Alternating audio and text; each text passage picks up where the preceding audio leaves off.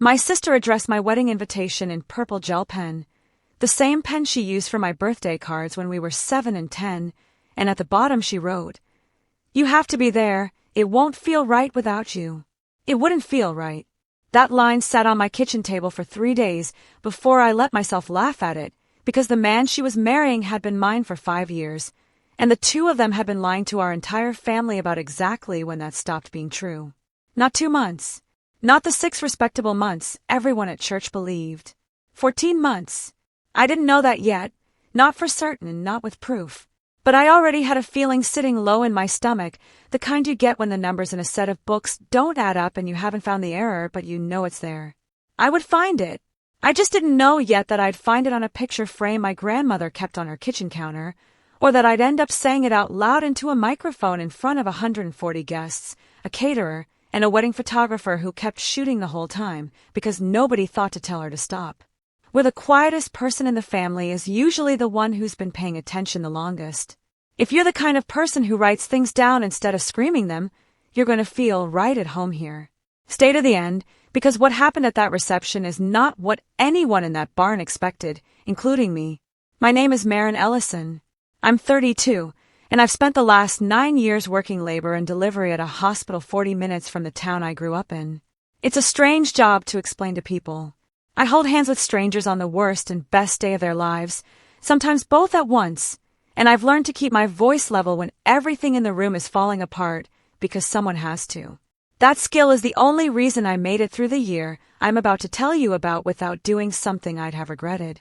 This is the story of how my younger sister married my boyfriend of 5 years, how I found out the truth was worse than anyone let me believe, and how I ended up being the one who finally told it, calmly at their wedding, in front of everyone who mattered to them.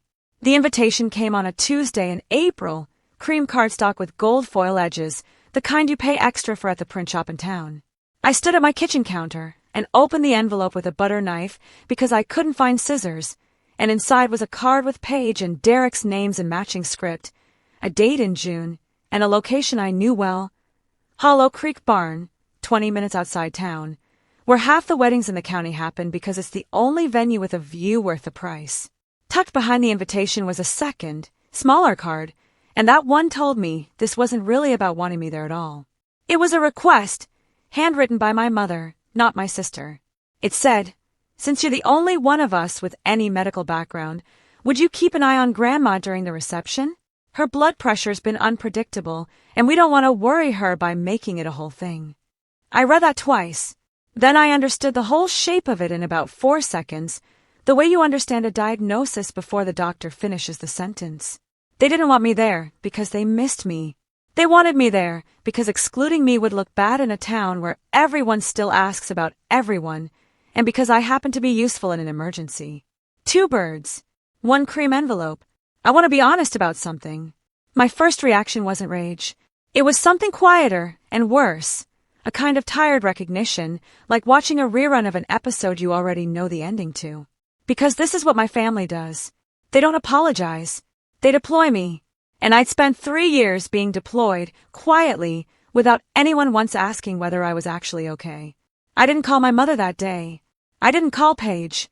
I sat with my coffee going cold in the mug I've had since nursing school, the one with the chip on the handle, and I thought about the last time I'd seen Derek in person, 14 months earlier, at my father's 60th birthday party, where he'd shaken my hand like we were old coworkers and asked how the hospital was treating me, and I'd said fine, and that had been the entire conversation. And everyone at that party had acted like this was completely normal, because in my family it was.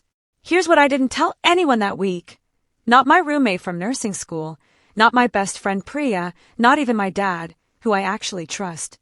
I already had a feeling that the story my family told about Paige and Derek, the timeline where nothing happened until after Derek and I were done, where it was just an unlucky, unplanned kind of falling in love between 2 people who happened to comfort each other, wasn't true. I'd had that feeling for almost a year. I just didn't have proof yet. And in my line of work, a feeling without a chart to back it up doesn't mean anything. You don't act on a feeling. You act on what you can document. So when that invitation landed on my counter with its cheerful gold foil and its quiet little request folded inside like a footnote, I didn't feel invited. I felt summoned. And some old, stubborn part of me decided, right there with the coffee going cold, that if I was going to be summoned to that barn in June, I was going to walk in knowing more than every single person who thought they already understood exactly who I was. To understand why one invitation could knock the wind out of me, you have to understand Ridgefield. It's a town of about 9,000 people, one high school, 2 stoplights that matter, and a Baptist church and a Methodist church that have been quietly competing over potluck attendance since before I was born. Everybody's parents know everybody's parents. You can't get a haircut without somebody asking about your mother's hip, and you can't get unengaged without the entire town having an opinion about it within a week. I grew up on Larkspur Lane, a street of ranch houses and maple trees that turn a brilliant orange every October, in a house my parents still live in today. My father, Gary, drove a postal route for 31 years and has the kind of quiet you only get from a man who spent 3 decades alone in a truck with his own thoughts. My mother, Carol, ran the front desk at our pediatrician's office and ran our household like it too, with a clipboard energy that never quite turned off. And then there was Paige, 3 years younger than me, the kind of pretty that gets noticed in a grocery store, the kind of charming that gets forgiven for things I never once got forgiven for. I don't say that to sound bitter. I'm telling you because it matters for what comes later. In my house, growing up, there were rules for me and there were adjustments for Paige. If I broke curfew, I lost my car for a month. If Paige broke curfew, my mother would sigh and say, "You know how she is," like Paige was weather instead of a person making choices. I love my sister. I still do, somewhere underneath everything I'm about to tell you, in the complicated way you love someone you grew up sharing a bathroom with. But I learned early that in our family, being the reliable one wasn't a compliment. It was a role.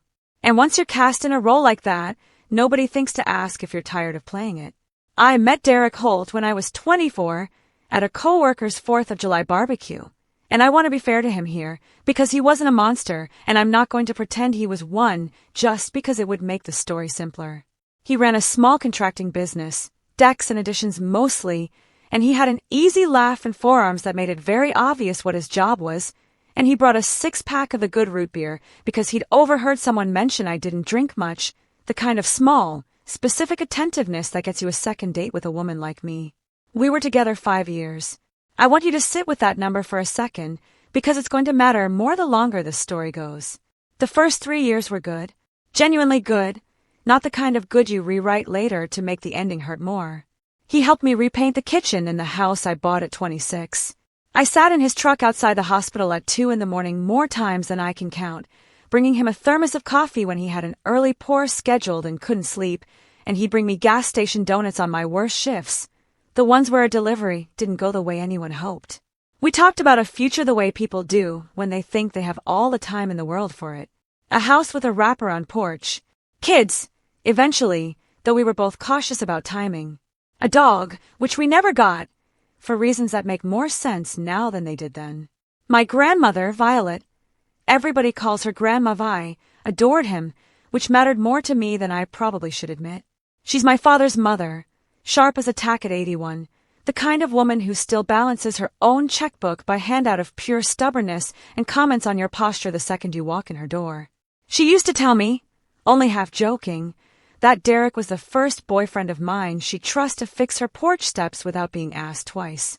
That mattered to me. Grandma Vi doesn't hand out trust for free.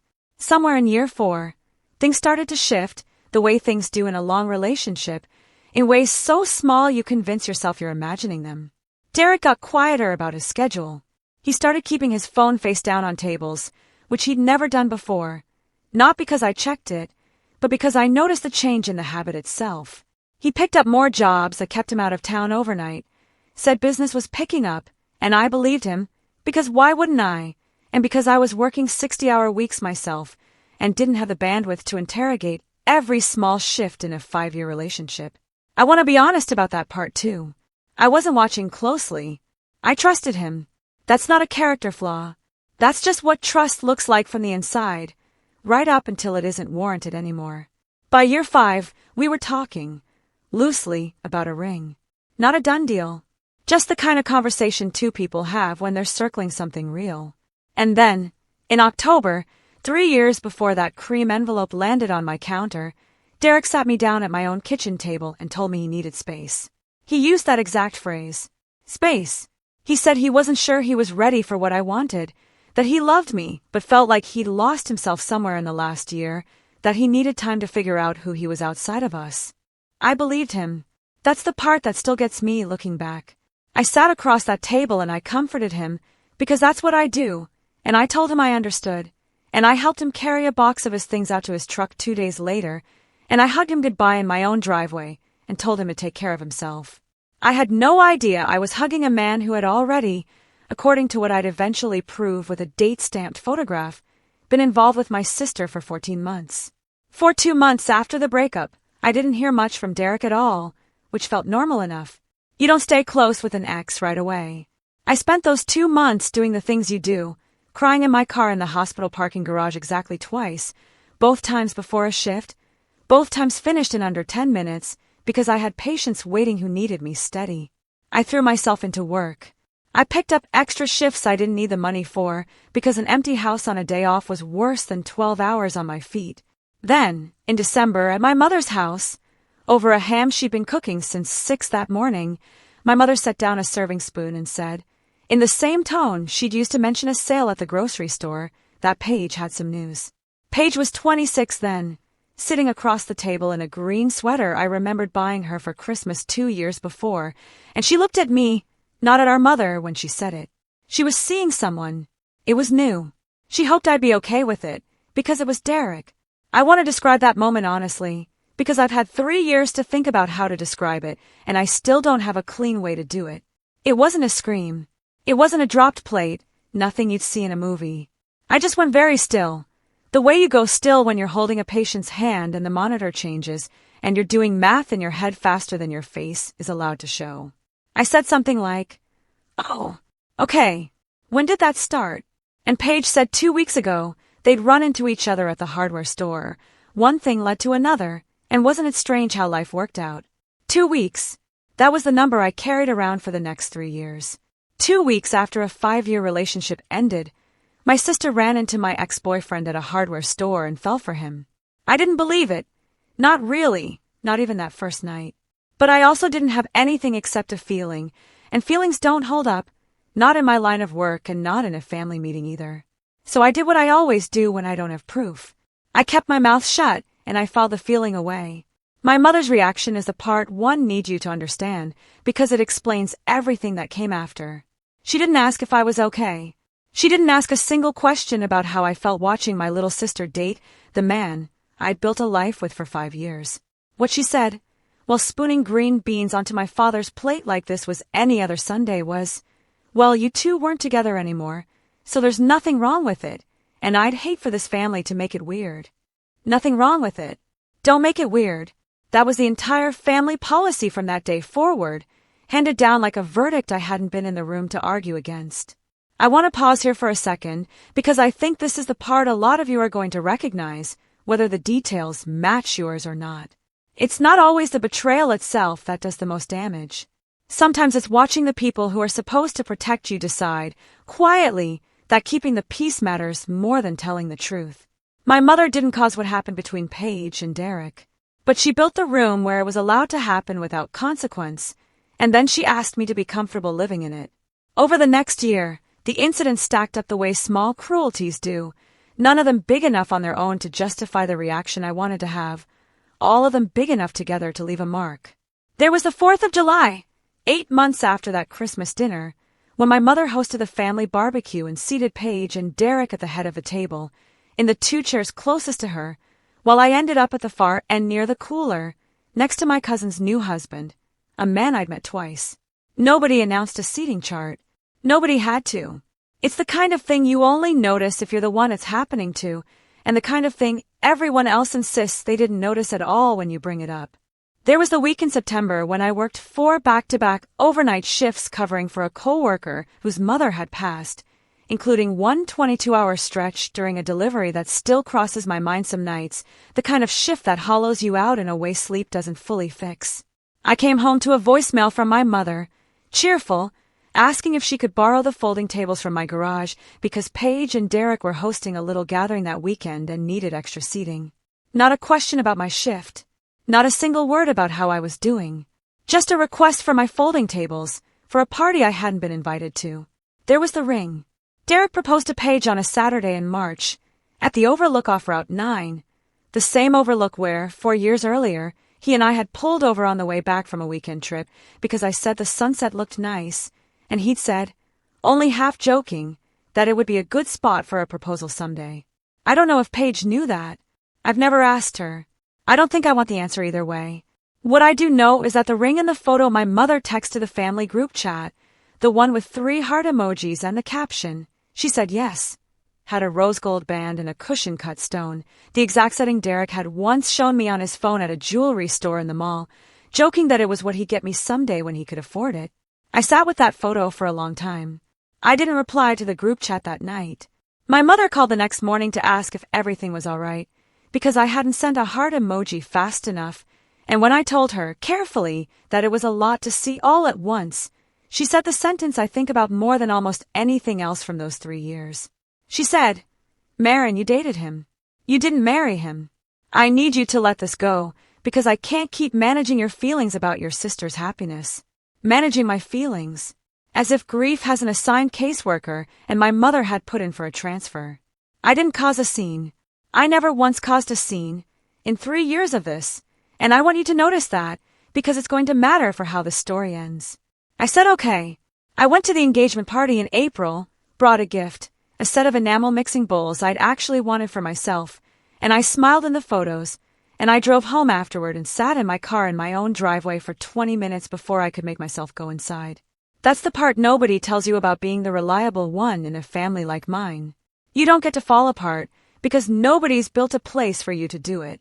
So you get very, very good at looking fine. And underneath looking fine, without even fully admitting it to yourself, you start keeping track. Not because you're planning anything. Just because some part of you, the part that grew up watching your feelings get filed under Don't Make It Weird, knows that one day you might need to prove what actually happened here. Even if you don't know yet what that proof is going to look like. Before I keep going, I want to ask you something, because I'm curious.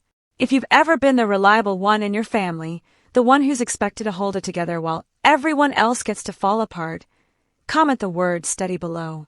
I read every one of them, and I promise the next part of the story is going to make you glad you did. I'm not going to pretend the next 2 years were some cinematic transformation, because that's not how healing actually works, not in my experience, and not in anyone's I've ever sat with at 2 a.m. in a hospital hallway. It was slower than that, less photogenic than that. What it looked like, mostly was work. I picked up a precepting role at the hospital, training new grad nurses through their first deliveries, which sounds simple until you've watched someone realize, in real time, that this job is going to ask more of them than they thought. I was good at it. I'd always been good at staying calm while someone else fell apart, and it turns out that's a transferable skill. I started running, badly at first, 3 miles down Larkspur and back that left me wheezing on my parents' porch steps, and then, over about a year, less badly, until I ran my first half marathon the following spring with my friend Priya, who I'd met 4 years earlier when she started as a new grad on my unit and who became, without either of us really deciding it on purpose, the person I called instead of my mother when something happened.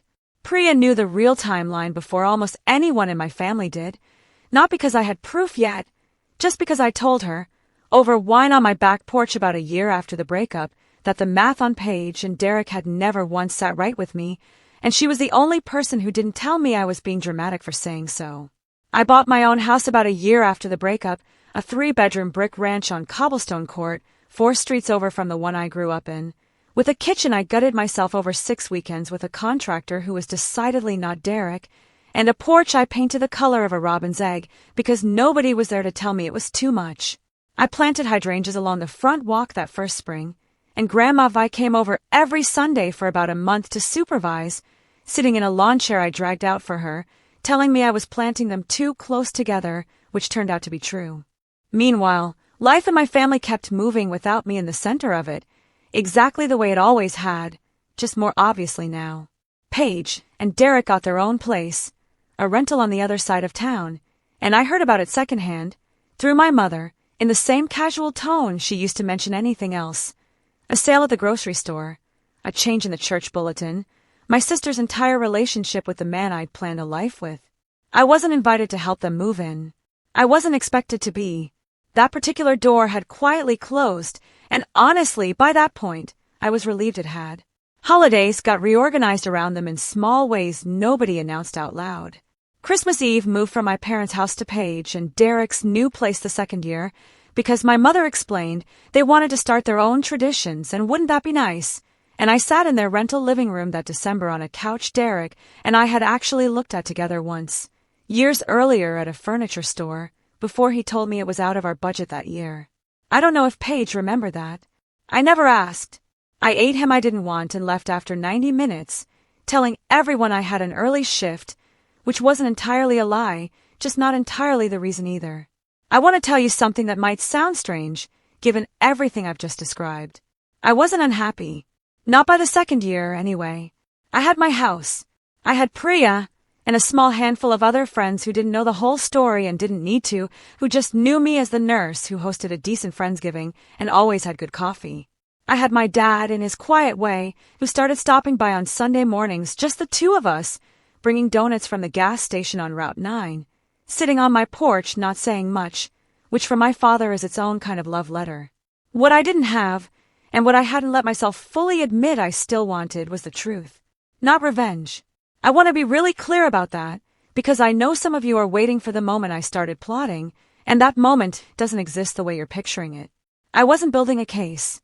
I was just a woman who kept receipts out of habit, the way some people keep spare batteries in a drawer. Not because they're expecting a specific emergency, just because it's who they are. I filed away odd little details as they came to me. A comment from a cousin at a barbecue. A photo that didn't quite make sense. A date that didn't line up when I did the math in my head at 2 a.m. after a bad shift. And I didn't do anything with any of it.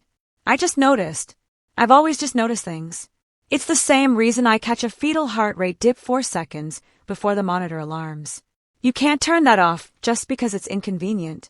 I had no idea that 2nd November, sitting in my brick ranch on Cobblestone Court with my dad and a box of donuts, that the actual proof, the thing that would turn a feeling I'd carried for 2 years into something I could hold in my hand, was sitting 11 miles away on my grandmother's kitchen counter, quietly syncing new photos every time someone in the family opened an app on their phone. The following year, I did something I talked myself out of twice before. I applied to a nurse practitioner program, an 18-month accelerated track that let me keep working reduced hours while I finished it. I'd wanted it for years, if I'm honest, long before the breakup, but there'd always been a reason to wait. Derek's schedule, a kitchen renovation, 100 small excuses that, looking back, were mostly about making myself smaller so I'd fit more comfortably into somebody else's life. Nobody was asking me to make room for them anymore. So I stopped waiting. I'm not going to pretend it was easy. I studied at my kitchen table on Cobblestone Court most nights after 12-hour shifts, and there were more than a few mornings I fell asleep over a pharmacology textbook with the coffee maker still gurgling in the background. But 18 months later, I sat for my boards on a Thursday in February, and I found out I'd passed on a Friday afternoon while I was standing in the produce section at the grocery store on Route 9, and I remember laughing out loud alone next to the lettuce in a way that startled an older man reaching for tomatoes a few feet away. 6 months after that, the hospital offered me a position as a nurse practitioner in the maternal fetal medicine clinic, working with high-risk pregnancies, the kind of role that takes a particular temperament because you're often the person delivering news nobody wants and staying in the room afterward anyway. My supervising physician, Dr. Okafor, told me during my first review that I had, in her words, the calmest bad news voice she'd ever worked with, which is possibly the strangest compliment I've ever received and also, I think, the truest thing anyone's ever said about me. The raise that came with the new role let me pay off the house on Cobblestone Court 2 years ahead of schedule, which I did on a Tuesday afternoon in my scrubs during a 15-minute break, sitting in my car in the hospital parking garage, transferring the final payment on my phone, and then just sitting there for a minute afterward, staring at a screen that said, in plain, unglamorous letters, that the house was entirely mine. No ceremony.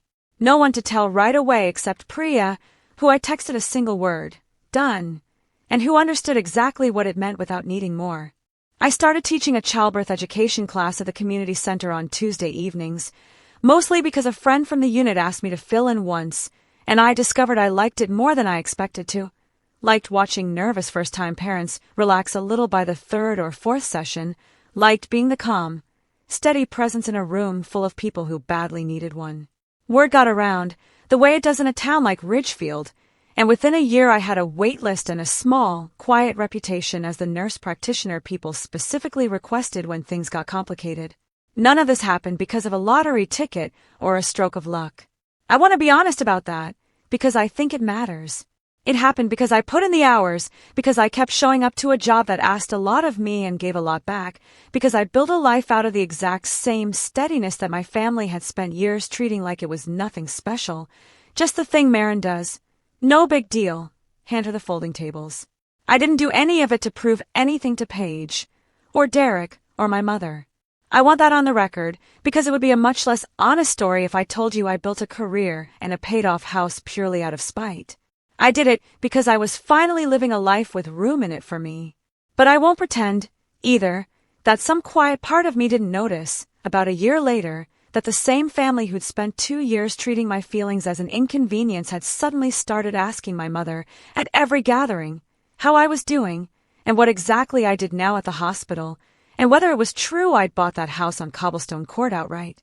Small towns don't really do secrets. What they do instead is manage information, carefully, the way you'd manage a garden you don't want the neighbors to see is overgrown. And by the time Paige and Derek got engaged for real, with the ring and the group chat and the 3 heart emojis, Ridgefield had developed its own quiet, evolving opinion about our family, one that had nothing to do with anything I'd said, because I hadn't said anything at all. It started with small comments reaching me secondhand. A woman from my mother's church group asked Priya's cousin, who worked with me, whether it was true I wasn't speaking to my sister anymore. A former coworker of Derek's mentioned to my dad, at the hardware store of all places, that it was a shame how things worked out between me and Derek, in a tone my father described afterward as more curious than sympathetic. Nobody in town had the real story. Nobody needed the real story. In a place like Ridgefield, the absence of an explanation gets filled in by whoever's talking loudest, and for 3 years, that had mostly been silence on my end, which people are always happy to interpret however serves them best. My mother felt the shift more than anyone, because my mother has spent her whole life deeply, almost professionally, concerned with what the church parking lot thinks of her. Around the time the wedding planning started in earnest, I started getting calls from her again, more than I had in over a year, always with a specific, practical reason attached. Did I have the number for a good caterer, since I'd used one for a work event? Did I know anyone who rented linens? Had I heard that Paige was thinking of doing the ceremony outdoors, weather permitting, and what did I think, medically, about doing an outdoor wedding in June given Grandma Vi's blood pressure? I noticed the pattern before I let myself fully name it. Every call had a purpose that wasn't me. I was useful again, in the specific way I'd always been useful, and being useful in my family has always been treated as a reasonable substitute for actually being cared about. Then, about 6 weeks before the wedding, my mother called on a Sunday evening while I was folding laundry, and she asked, in a voice that was working very hard to sound casual, whether I'd thought any more about being a bridesmaid. I hadn't been asked yet, not officially, which tells you something on its own. Paige hadn't asked me. My mother was doing the asking on her behalf, which is its own quiet answer to a question nobody wanted to say out loud. My mother explained that people were going to ask questions if I wasn't up there, that Grandma Vi would be devastated if the 2 of us weren't standing together, that it would mean so much to the family. And here it came, that with my medical background, I could keep a discreet eye on Grandma during the reception, since her cardiologist had adjusted her medication back in March, and nobody wanted to make a big deal out of it in front of her. I sat on my bedroom floor with a pile of unfolded towels and listened to my mother ask me to perform reconciliation in front of 140 guests while quietly working an unpaid medical shift, and I understood, with a clarity that felt almost peaceful, that nothing had actually changed. I was still the reliable one. I was just being asked to be reliable at a much larger event with better lighting. I told her I'd think about it. She called again 4 days later. She called a 3rd time the following week, and that time, her voice had an edge to it I recognized from childhood, the one that meant I was making things difficult by not immediately agreeing to make things easy for everyone else. "Maren, I really don't understand what there is to think about," she said. It's been 3 years. Paige is your sister. This isn't about you. This isn't about you. I've turned that sentence over so many times since then. Because she was right, in a way she didn't intend. It had never once been about me.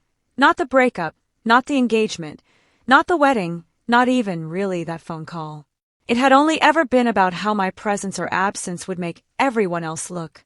And that, more than anything else, more than the ring, more than the 2-week hardware store story, more than any single betrayal I could point to, was a thing that finally moved something loose in me. Because if I was only ever going to be useful, I decided, sitting on that pile of unfolded towels, then I was at least going to be useful on my own terms. Real quick, before I tell you what I found on my grandmother's kitchen counter, if you've made it this far, you clearly like stories where the receipts do the talking instead of the shouting. Hit subscribe if you haven't, so you don't miss how this one ends. And drop the word grandma in the comments if you think you already know where this is going. I promise you don't.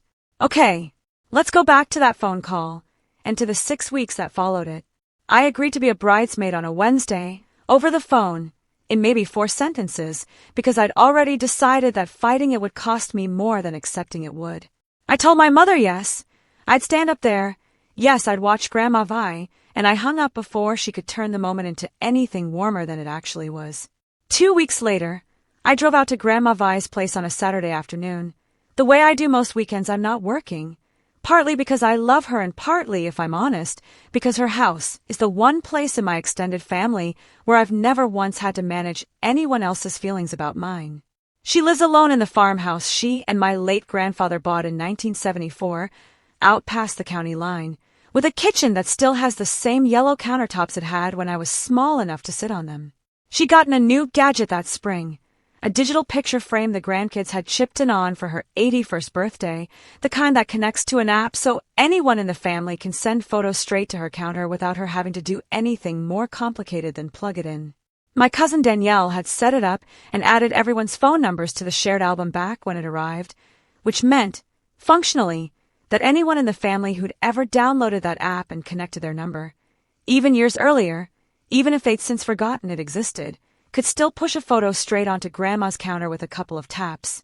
I was drying dishes while she told me about her tomatoes when I glanced over and saw the frame cycle to a new image, one I hadn't seen before, the little corner banner still showing new photo the way it does for the first few seconds after something uploads. It was Derek and Paige, standing on a dock, both of them laughing at something outside the frame. A lake behind them I recognized immediately because I'd been to that exact dock myself, years before, at a cabin on Lake Irwin that belonged to Derek's friend Colton's family. I want to tell you my heart didn't drop because I like to think of myself as someone who doesn't rattle easily, but that would be a lie. My hands went still around the dish towel. I asked Grandma Vi, as casually as I could manage, when that photo was from, and she squinted at it and said she had no idea. These things just showed up whenever they wanted to. Wasn't technology something? I asked if I could hold her tablet, the one connected to the same app, and she waved toward the junk drawer without looking up from her tomatoes. It took me 4 minutes to find the photo in the album and check the upload details, the kind of thing I do without thinking twice, the same instinct that makes me double-check a medication order even when I'm 90% sure I read it right the first time. The photo had been taken on a Saturday in August, 14 months before Derek sat me down at my own kitchen table and told me he needed space. 14 months. Not 2 weeks after our breakup. 14 months before it. I remember that weekend because Derek had told me, at the time, that he was driving up to Colton's cabin on Lake Irwin for a guy's fishing trip. I remembered it specifically because I'd been disappointed. It was my one weekend off that month, and I'd hoped we could do something together. And he'd apologized and promised to make it up to me. And I told him to have fun and not to forget sunscreen, because I am, apparently, the kind of person who worries about her boyfriend's sunscreen while he is 14 months into a relationship with my sister. I didn't say anything to Grandma Vi that day. I finished the dishes. I stayed for supper, meatloaf and green beans from her garden, and I drove home with both hands steady on the wheel and my mind running through the same 4 minutes over and over, the way you replay a bad delivery afterward, looking for the exact moment things went sideways. I called Priya before I'd even taken my shoes off. I told her everything. The dock, the date, the fishing trip that apparently hadn't been a fishing trip at all, And she was quiet for a second, and then she said the thing I needed someone to say, which was, "Okay, so what do you actually want to do with this?" That question sat with me for days. I thought about posting the photo, the timestamp circled, some furious caption about liars and hardware stores, and letting Ridgefield do what Ridgefield does with information like that. I got as far as saving the photo to my own phone, screenshotting the upload date underneath it, opening an app, typing out a first line. And then I closed it, not because I didn't have the right, because I understood, somewhere underneath the anger, that a screenshot thrown into the void of a group chat or a post would just become one more piece of noise for people to argue about, and Ridgefield had already shown me exactly how it liked to argue, loudly and usually about the wrong things. I wanted more than noise. I wanted the truth to exist somewhere nobody could talk their way around it. So over the next few weeks, quietly, the way I do everything, I built a small, careful case.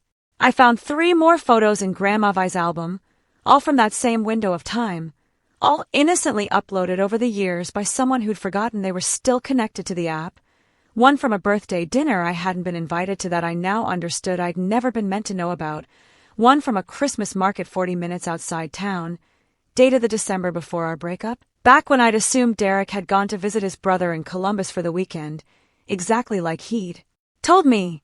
I called Colton myself, which took more nerve than almost anything else in this whole story, and I asked him, flat out, whether he even owned a fishing rod. He laughed, uncomfortable, and admitted the cabin hadn't been used for an actual fishing trip in years, that Derek had asked to borrow the key a few times, always alone, or so Colton had assumed, and that he'd never thought much of it because it wasn't really his business. I believed him. I still do. Colton wasn't part of the lie. He'd just been standing close enough to it to hand someone a key. I didn't confront Derek. I didn't confront Paige. I didn't say a word to my mother. I printed the 3 photos at the drugstore on Route 9, the same drugstore where I once picked up Derek's antibiotics when he had strep throat and couldn't drive himself, and I wrote the dates on the back of each one in pencil, the way you'd label evidence, except nobody had asked me to. I put them in a plain white envelope, and I put the envelope in the drawer of my nightstand, and I went back to being a bridesmaid who was picking out shoes to match a dress I didn't choose, for a wedding I now understood completely had been built on a story that wasn't true. I didn't know exactly what I was going to do with those photos yet. I only knew I wasn't going to let anyone hand me a microphone at that reception, ask me to say something nice about my sister's love story, and stand there smiling while they told 140 guests a version of events I could now prove, on paper and pencil, was a lie. Before I tell you what happened at that barn, I want to know something. If you think you can guess what I did with those 3 photographs, drop your guess in the comments right now, before you read any further. Most people don't guess it. The second Saturday in June came in clear and warm, the kind of early summer day Ridgefield gets maybe 4 or 5 times a year, when the humidity hasn't fully arrived yet and everything still looks freshly washed.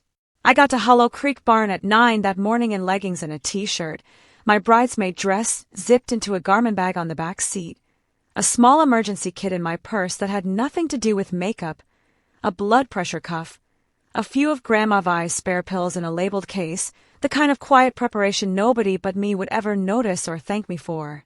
The envelope was in my purse too, tucked flat against the lining, 3 photographs with pencil dates on the back. I hadn't fully decided, even that morning, whether I was going to use them. I want to be honest about that, because it makes the rest of the day feel more true than if I told you I woke up with a plan already locked into place. I got my hair done sitting next to Paige, who was radiant in the specific, slightly manic way brides get by hour 3 of getting ready, and she squeezed my hand at one point and said she was so glad I was there, and for one unguarded second, I almost believed she meant it.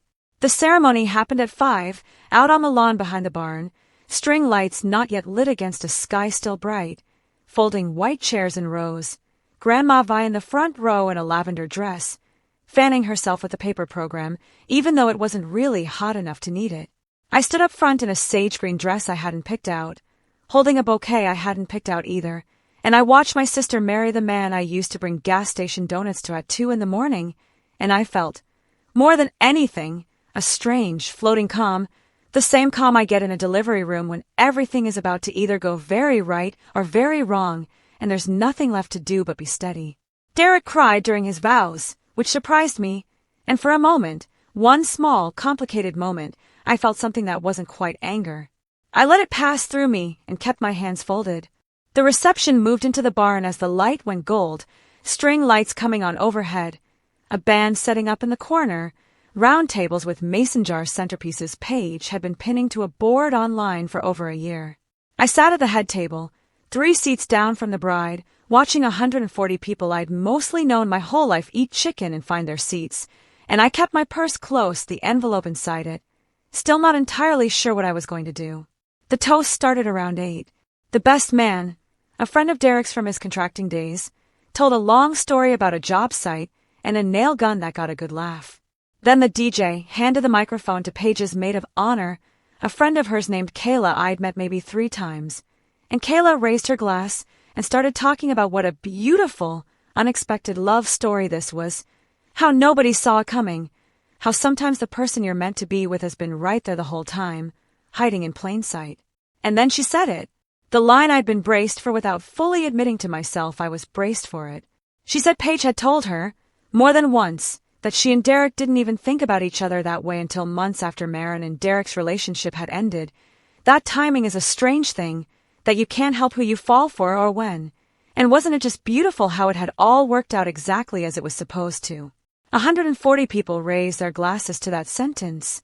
My mother, 3 seats away, was smiling and nodding, the way you nod at something you've decided is true, because the alternative is too uncomfortable to sit with in public. The DJ looked at me next. This was the part they'd planned, the part my mother had specifically asked me to keep short and sweet. Nothing weird, a nice toast from the sister of the bride. I stood up. My hands were steady, the same way they're steady when a delivery starts going sideways, and somebody has to be the calm one in the room. I held the microphone, and for about 10 seconds, I just looked at the room, at my sister in her white dress, at Derek's hand resting on the back of her chair, at my mother's smile that hadn't yet realized it was about to change. I started warm, because I met the warm part. I talked about Paige as a little girl, about the 2 of us sharing a bathroom for 18 years, about the year she taught herself to French braid using my hair as practice, because I was the only one patient enough to sit still for it. A few people laughed. My mother relaxed. I saw Grandma Vi, in the front row, watching me with the particular sharp attention she gets when she can tell something's coming before anyone else can. Then I said I wanted to talk about timing for a second, because Kayla had mentioned it, and because I think timing matters more than people give it credit for. I told them I'd always believed my sister and Derek fell for each other after my relationship with him ended. That's the story I'd been told, the story I'd spent nearly 3 years being asked to accept, the story I'd smiled through at an engagement party, and a bridal shower, and every single Sunday dinner since. I said I believed it, right up until about 6 weeks ago, when I was doing dishes at my grandmother's house, and a photograph showed up on the digital picture frame the family gave her for her birthday. A photograph of Derek and Paige, together, on a dock at a cabin on Lake Irwin.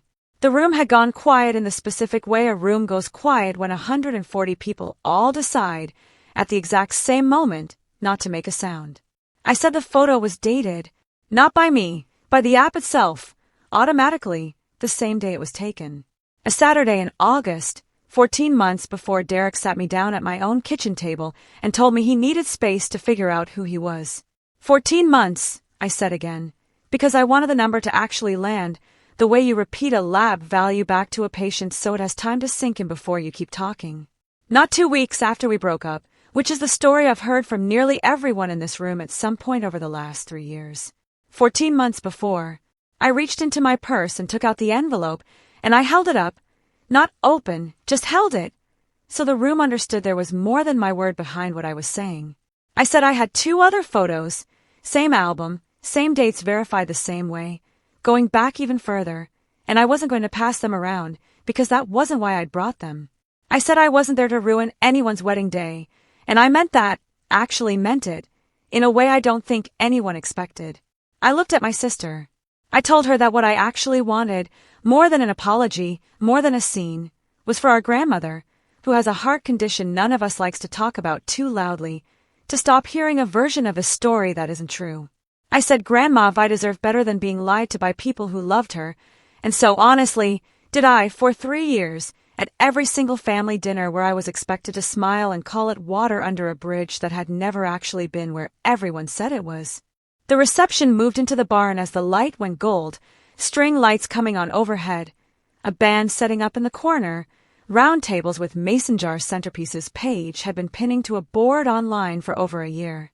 I sat at the head table, 3 seats down from the bride, watching 140 people I'd mostly known my whole life eat chicken and find their seats, and I kept my purse close, the envelope inside it, still not entirely sure what I was going to do.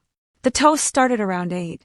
The best man, a friend of Derek's from his contracting days, told a long story about a job site and a nail gun that got a good laugh.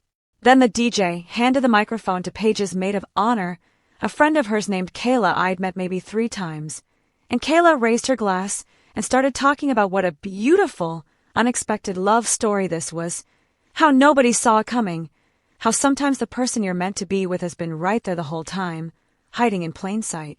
And then she said it. The line I'd been braced for without fully admitting to myself I was braced for it.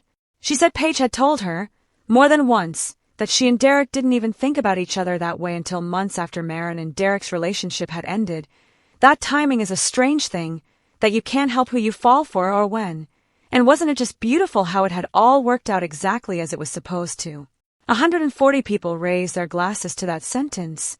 My mother, 3 seats away, was smiling and nodding, the way you nod at something you've decided is true, because the alternative is too uncomfortable to sit with in public.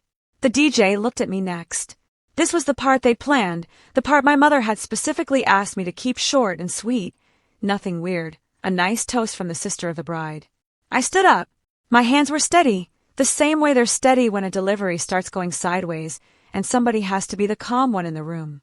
I held the microphone, and for about 10 seconds, I just looked at the room, at my sister in her white dress, at Derek's hand resting on the back of her chair, at my mother's smile that hadn't yet realized it was about to change. I started warm, because I meant the warm part. I talked about Paige as a little girl, about the 2 of us sharing a bathroom for 18 years, about the year she taught herself to French braid using my hair as practice because I was the only one patient enough to sit still for it. A few people laughed. My mother relaxed. I saw Grandma Vi, in the front row, watching me with the particular sharp attention she gets when she can tell something's coming before anyone else can. Then I said I wanted to talk about timing for a second because Kayla had mentioned it, and because I think timing matters more than people give it credit for. I told them I'd always believed my sister and Derek fell for each other after my relationship with him ended. That's the story I'd been told, the story I'd spent nearly 3 years being asked to accept, the story I'd smiled through at an engagement party and a bridal shower and every single Sunday dinner since.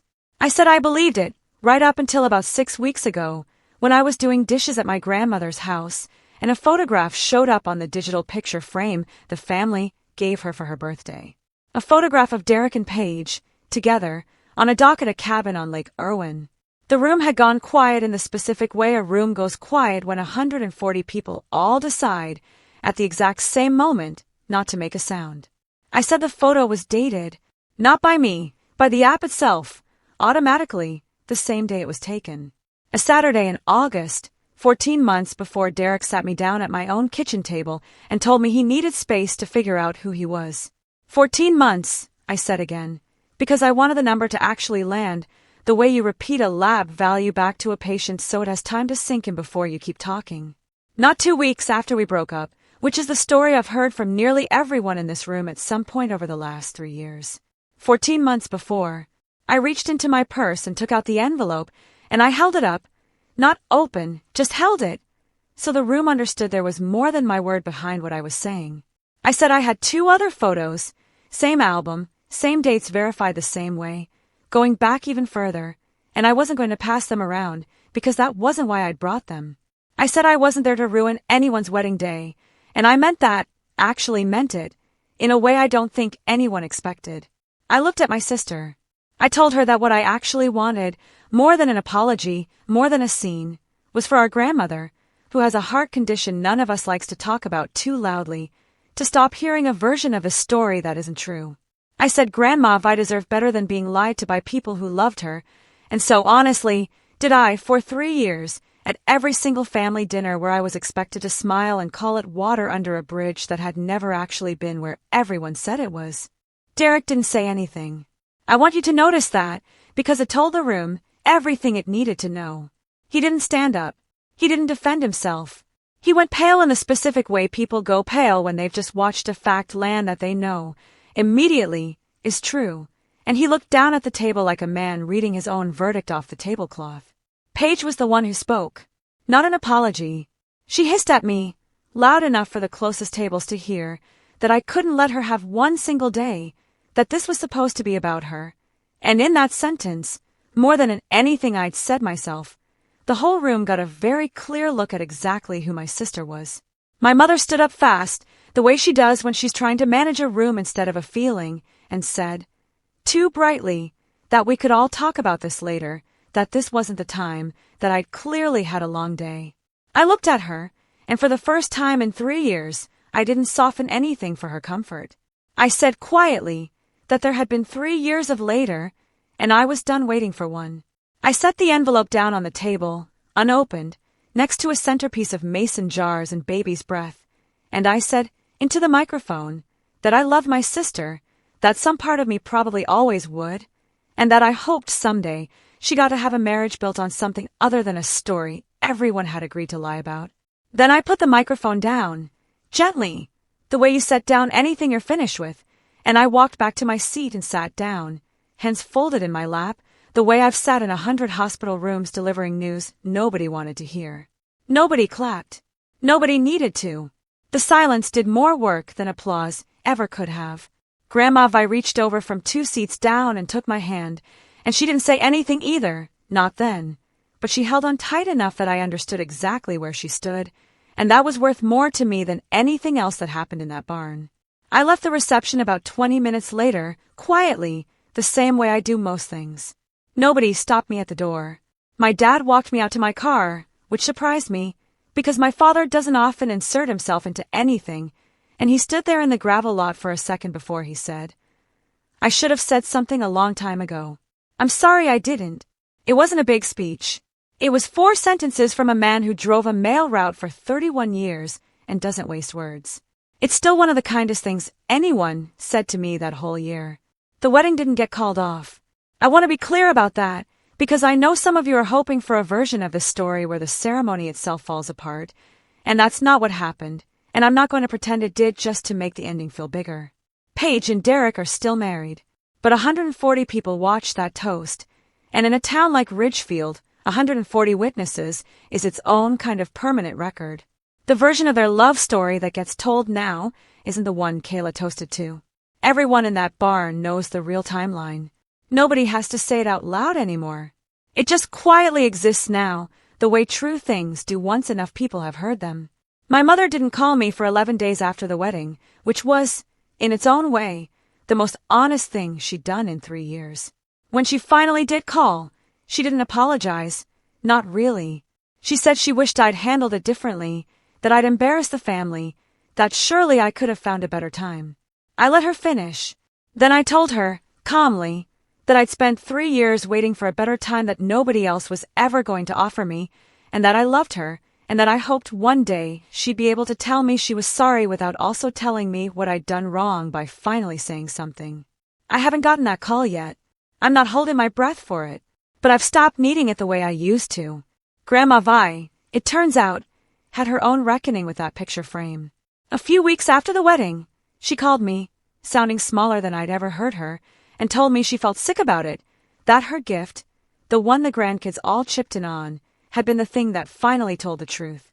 I told her what I meant with my whole chest, that the frame didn't do anything wrong. It just kept doing exactly what it was built to do, quietly holding on to whatever got sent to it, until somebody finally looked closely enough to see what was actually there. I told her that was true of a lot of things in this family, her included, and she laughed, a real laugh, the first one I'd heard from her in weeks. Paige texted me once, about a month later. 2 sentences. She said she was sorry it had to happen the way it did, and that she hoped we could move forward eventually. I read it a few times. I noticed what wasn't in it. No admission about the 14 months, no accounting for the 2-week story she let stand for 3 years, nothing except a wish that the discomfort would end.